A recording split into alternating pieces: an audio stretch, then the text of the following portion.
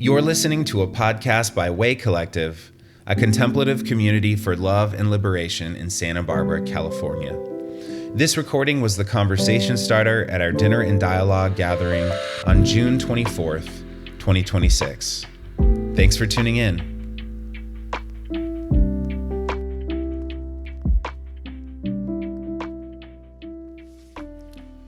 So, something unexpected happened to me on the basketball court today. I think some of you know that I spend some time playing pickup basketball at the local YMCA. And over the years, that court has become its own little community.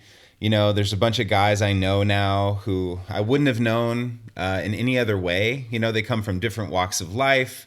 And we laugh together, we compete together, we know each other's kids, we play in men's leagues together, and, you know, we check in when somebody disappears for a while. But it's become its own little neighborhood of relationships. But today, before we started playing, I found myself standing between two friends. One is Jewish and the other is Lebanese. Months ago, a conversation about the conflict in the Middle East had spiraled into something much deeper than politics.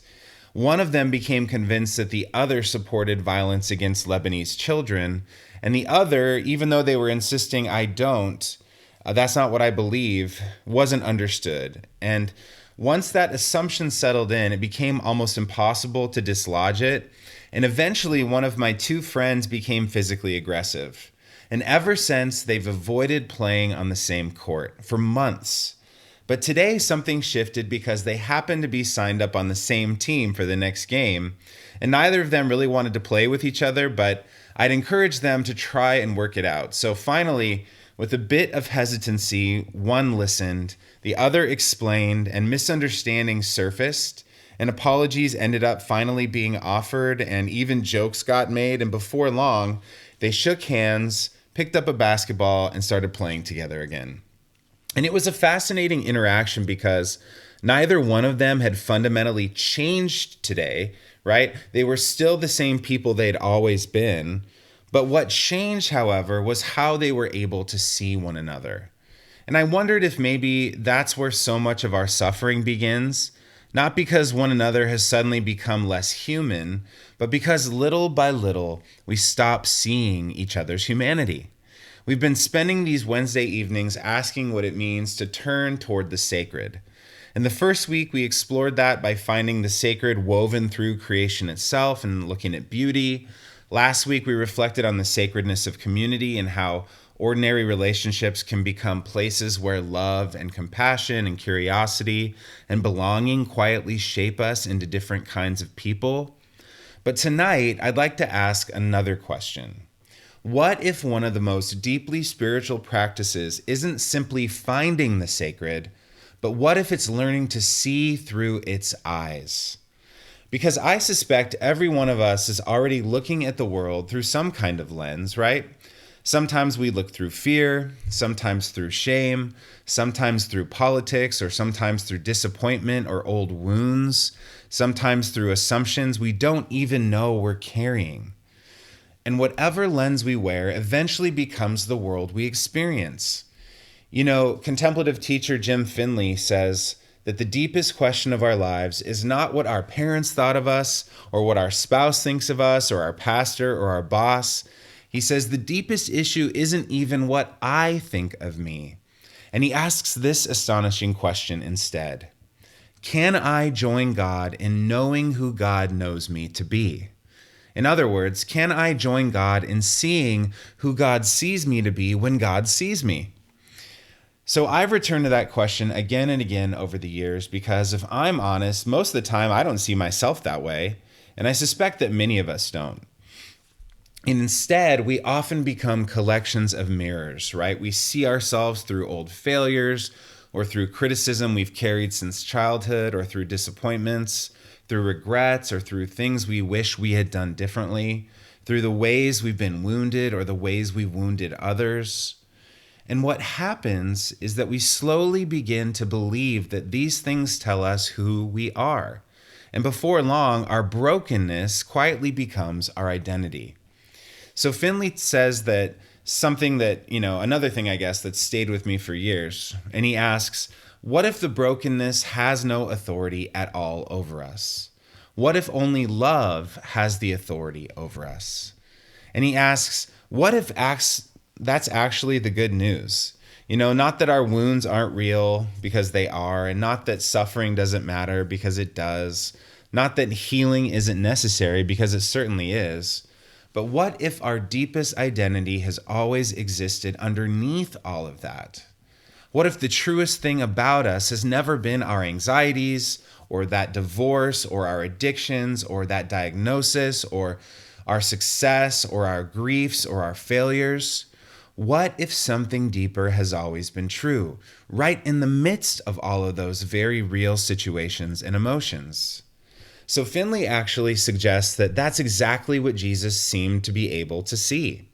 When people would approach Jesus in the stories from the Gospels, he notes that they usually came carrying some visible form of suffering. It could be a blindness or leprosy or grief or shame or isolation. But Jesus rarely treated those conditions as the deepest truth about them. Have you ever noticed that? Instead, he listened to their suffering, he honored their pain, but somehow he also always seemed to look beyond it. So Finley says that the deepest suffering wasn't simply that people couldn't walk or couldn't see.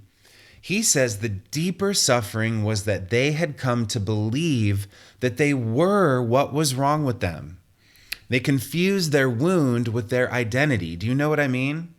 They mistook shame for truth, and then reflected back in the eyes of Jesus, they encountered something else entirely. They encountered what Finley calls their true face, which is the face hidden with Christ and God before shame ever entered the story. And I love that image because whether or not the Christian language of that reality resonates for us, and I recognize and understand that that's not the language we all use, but I think we all know what it's like to have a healing presence like that in our lives. We know people who have had eyes to see us as people whose dignity had never disappeared. Maybe that's what made Christ's presence so healing, not simply what he did, but how he looked around. Maybe salvation or awakening or enlightenment begins there, learning little by little to agree with love about who we actually are. But if Finley helps us see ourselves through God's eyes, it's really one of my favorite liberation theologians, the German theologian Dorothee Sölle, who asks an equally important question. She says, what happens when we begin seeing everyone else that way? Now, Zola grew up in Nazi Germany, and she watched an entire culture gradually learn to stop seeing certain people as fully human. She understood, perhaps better than most of us ever will, how dangerous our ways of seeing can become. And in her beautiful book, The Silent Cry, she writes, what mystics call becoming one is never a possession that cannot be lost. What really happens in mystical union is not a new vision of God or a new construct or a new concept of God, but a different relationship to the world, one that has borrowed the eyes of God. And I think that's one of the most beautiful descriptions of spirituality I've ever heard, borrowing the eyes of God. Because notice what she doesn't say. She doesn't say mysticism is escaping the world or leaving the world behind or somehow floating above reality. She says genuine union with love changes our relationship to the world. Not because the world is different, there's still pain, there's still hurt, there's still challenges, but because our seeing has changed.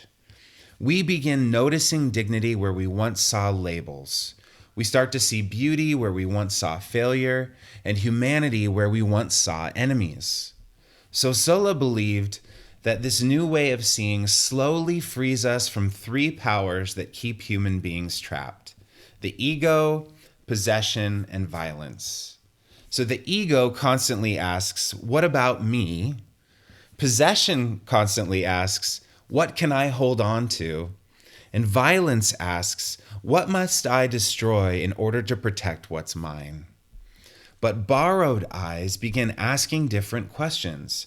How can I understand? How can I share? How can I be a part of the healing? It's remarkable, isn't it, those contrasts between those two sets of questions. Because compassion doesn't begin by changing another person.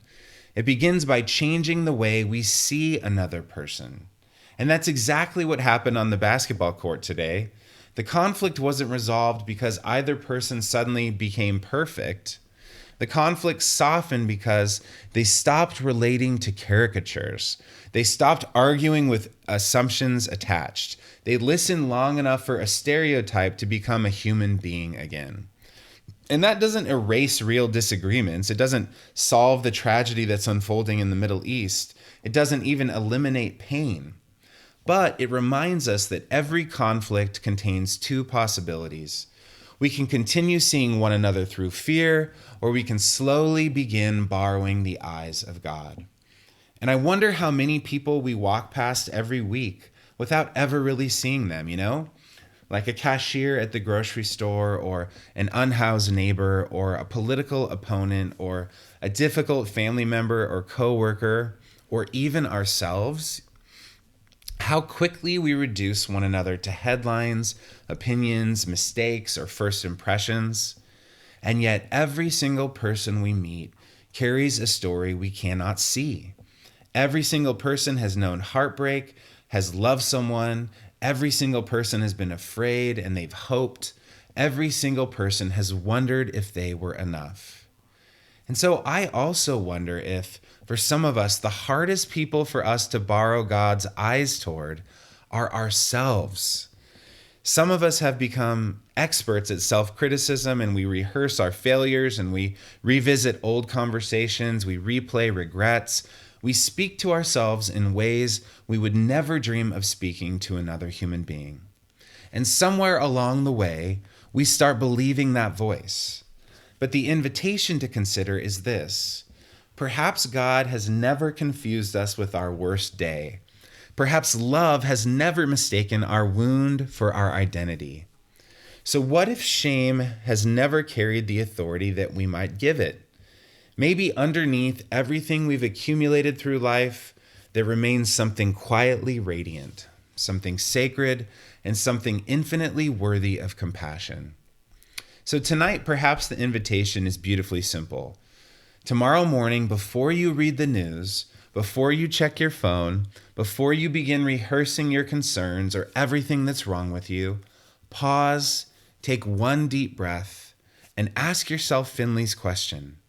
Can I join God today in seeing who God sees me to be when God sees me? And then work on carrying those borrowed eyes into the rest of your day, into your marriage or your workplace or on the basketball court, or into your conversations or your politics or your disagreements, into every face you encounter. Because turning toward the sacred is always about learning to love this world with borrowed eyes. And perhaps that is the path that Jesus was inviting people into all along, that he called the way. It's not simply believing different things, but becoming people who see differently, people who quietly remind one another over and over again that beneath every wound, beneath every label, beneath every fear, there remains a sacred dignity that's been there irrevocable from the very beginning, just waiting to be seen. All right, I'm looking forward to talking about this with you all around the tables tonight. So here are the 3 contemplative questions for conversation. The first question is the self question. Where in your life do you most need to practice seeing yourself through borrowed eyes rather than through the lens of shame, fear, or old stories?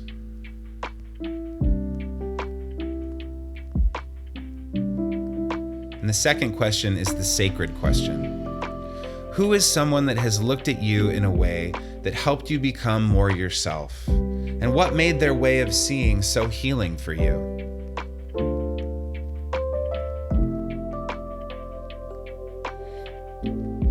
And lastly, the society question. Think about a place where people are deeply divided, whether politically, culturally, religiously, or personally. What makes it so difficult to keep seeing one another as fully human in those instances?